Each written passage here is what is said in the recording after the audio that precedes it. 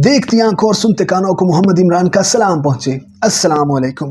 Case की समाअत पर फैसला महफूज, जमानत होगी या नहीं फैसला महफूज। समाअत अब से कुछ देर में शुरू, समाअत कल तक मुअख्खर, कबल अज गिरफ्तारी पर फैसला महफूज। जज आज बीमार है, फैसला महफूज। जज का आज रेट सही नहीं लगा, समाअत एक हफ्ता तक मुलतवी। जज के जमीर का सौदा हो गया, जमानत कैंसिल। समाअत लाइव शुरू लेकिन कारकर्दगी जीरो। इतना निकम्मा, नलायक, जाहल, गवार हमारा जुडिशरी सिस्टम, ये कि दिल करता है इन सब की जगह अगर मिरासी को बिठा दें तो वो भी फैसला कुछ बेहतर करे और चवले ना मारे। कंपनी तो नलायक जाहल है ही, मगर इस सिस्टम ने पूरे मुल्क का बेड़ा गर्क कर दिया है। अगर ये दलाल सिस्टम ठीक हो जाए तो मुल्क का काफी हद तक नक्शा ही सीधा हो जाए।